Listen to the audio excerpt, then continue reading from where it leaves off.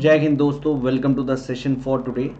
आज मैं आप लोगों के साथ रिट्स डिस्कस करने जा रहा हूं, जो कि बहुत सिंपल टॉपिक है लेकिन बहुत इंपॉर्टेंट भी है जी। ये तकरीबन हर पेपर में क्वेश्चन बनता ही बनता है डिफेंस सर्विसेज में, चाहे एनडीए हो, चाहे वो सीडीएस हो, चाहे वो सीएपीएफ हो। इस टॉपिक से क्वेश्चन शॉर्ट बना है आपके पेपर में रिट्स के ऊपर, तो रिट्स को डिस्कस करेंगे। मेरा ये आप सभी से वादा, आपको इस वीडियो के बाद कभी भी रिट्स में प्रॉब्लम नहीं आएगी। सबसे पहले 5 रिट्स के नाम और उनका मीनिंग क्लियर होना चाहिए। अगर मीनिंग क्लियर है तो 90% चीज़ें वहीं से क्लियर हो जाती हैं जी। तो सबसे पहले अगर रिट की बात करें तो पहली है जी हेबियस कॉर्पस,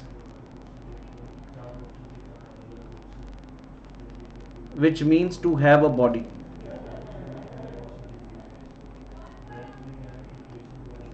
दूसरी है जी मैंडमस।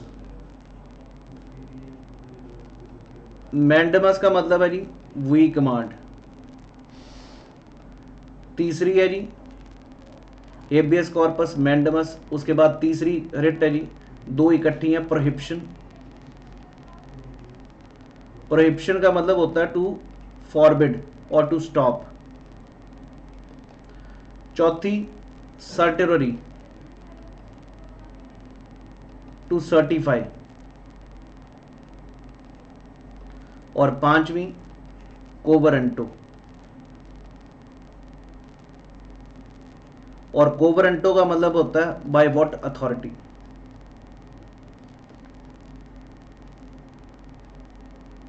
तो ये मेरे भाई 5 रिट्स हैं। Habeas corpus, to have a body; mandamus, we command; prohibition, to forbid to stop; certiorari, to certify; और कोवरेंटो, बाय व्हाट अथॉरिटी।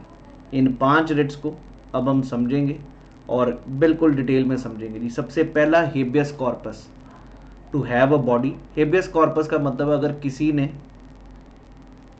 किसी आदमी को, किसी पर्सन को पकड़ रखा हिरासत में, उसके against you can go to the court. और ऑब्वियसली जब आपको पकड़ रखा, आप तो कोर्ट जा नहीं सकते। On your behalf somebody else will go to the court, और कोर्ट में हेबियस कॉर्पस की रिट जारी, कोर्ट फिर जारी करेगा हेबियस कॉर्पस की रिट और पूछेगा जिसने हिरासत में ले रखा, on what authority, on what basis has he held him.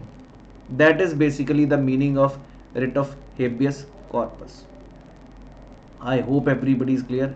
एक और चीज याद रखना, locus of स्टैंडाई is not applicable.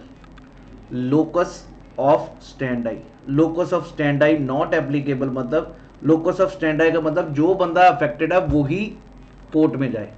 और ऑब्वियसली जो बंदा अफेक्टेड है वो कैसे कोर्ट में जाएगा, उसको तो हिरासत में ले रखा। तो इसलिए locus of स्टैंडाई is not applicable in habeas corpus. Meaning आपको क्लियर है। दूसरी एक और बहुत इंपॉर्टेंट पॉइंट, ये प्राइवेट बॉडी और पब्लिक बॉडी दोनों के अगेंस्ट इशू हो सकती है हेबियस कॉर्पस। तीसरा point, an order calling upon the person who has unlawfully detained another person to produce the letter before the court। कि भाई उस बंदे को जिसको डिटेन कर रखा उसको प्रोड्यूस करना before court to ascertain whether detention is legal और not. I hope everybody is very clear about this thing. आखिरी point, it is not essential to produce the detained person. Detained person को उसी समय पेश करना जरूरी नहीं है जी, बट ये जरूरी है कि कोर्ट को बताना कि किस बेसिस पे, क्या रीजन है, क्या बेसिस पे आपको डिटेन किया हुआ आपने इस बंदे को। और अगर डिटेंशन अनलॉफुल लगती है तो कोर्ट उसको बाइज्जत बरी कर देगा। ये है हेबियस कॉर्पस। इस बारी सीडीएस में है, सीएपीएफ में तकरीबन आता है। ये पॉइंट्स याद रखने। It can be issued public against public as well as private body. अगला जी मैंडमस। मैंडमस का मतलब है वी कमांड। अब वी कमांड याद रखना, मैंडमस सिर्फ और सिर्फ पब्लिक बॉडी के अगेंस्ट लगती है। होता क्या है, if some public authority is not performing his duty, in that case writ of mandamus can be issued and then he has to perform his duty. That is the meaning of mandamus। सिर्फ और सिर्फ supposedly आप सरकारी दफ्तर जा रहे हो, कोई सर्टिफिकेट बनवाना है और आपको वो बना के नहीं दे रहा, he is just creating a problem।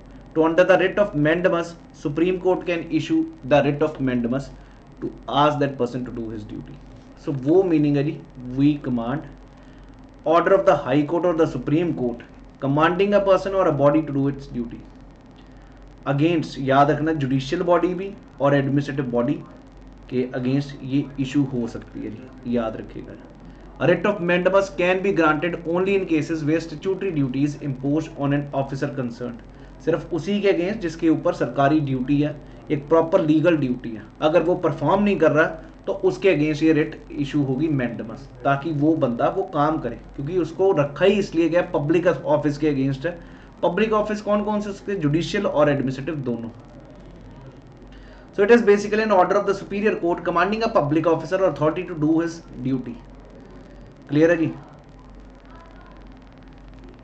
I hope everybody is clear about this thing to enforce its performing by issuing a writ of mandamus.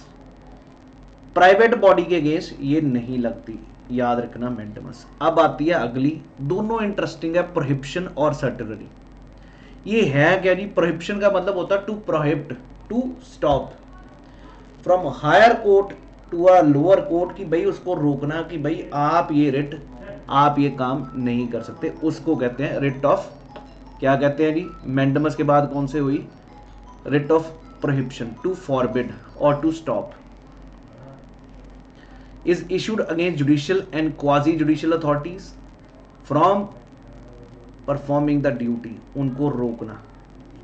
It is to prevent the inferior court from exceeding its jurisdiction, इसको एक तरह का stay order कहते हैं जी। Prohibit मतलब रोकना, अपने दायरे से बाहर जा रहा है। अगर लोअर कोर्ट, उसका सपोजली कोर्ट है दिल्ली कोर्ट, तो दिल्ली तक दायरे हैं, ये पंजाब तक तो इसके दायरे नहीं होंगे, तो ये अगर एक्सीड कर रहा है तो हायर कोर्ट जो है वो लोअर कोर्ट को रोकेगा, you can't exceed that level. That is the main point from usurping, usurp मतलब कब्जा करना jurisdiction which they are not legally vested, जो उनके पास अथॉरिटी है ही नहीं उस पर।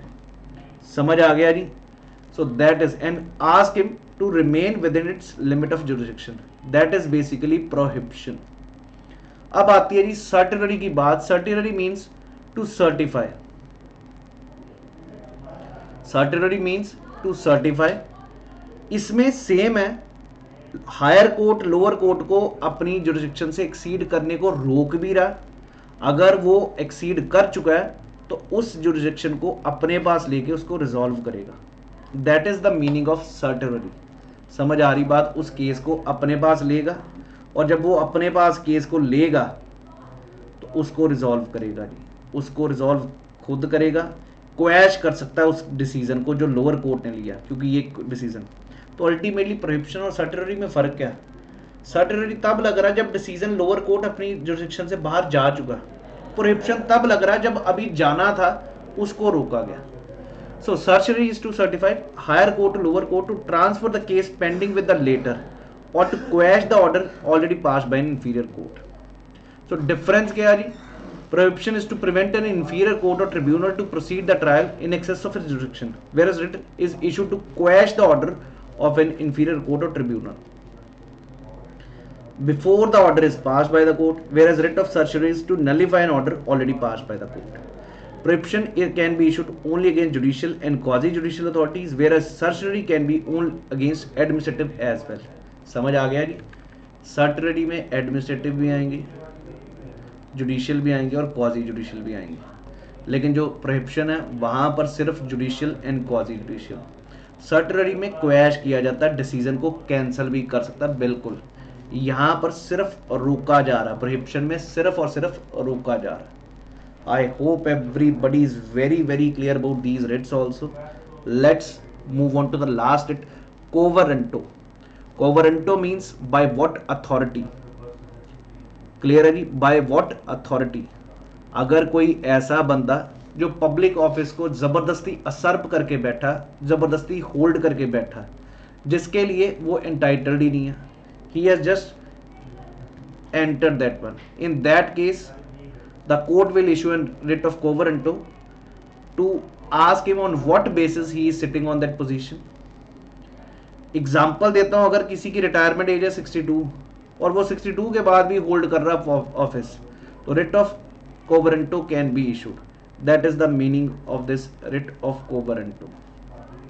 तो आई होप ये पांचों रिट्स क्लियर हो गई जी। Prohibition, certiorari, quo warranto, habeas corpus और mandamus. I hope all of you people are very clear about these Ritz.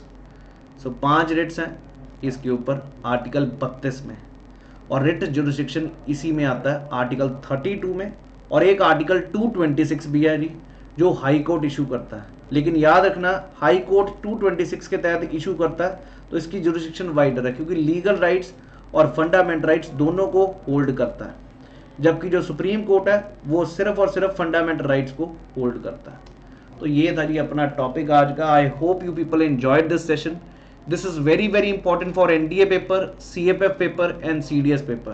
So stay tuned on our channel. Do check out all these questions, practice questions on अभ्यास series, जहां पर मैं इस Ritz पे सारे questions discuss करूंगा और fundamental rights पे भी सारे क्वेश्चंस डिस्कस होंगे अभ्यास सीरीज में आज। तो थैंक यू, जय हिंद एवरीवन।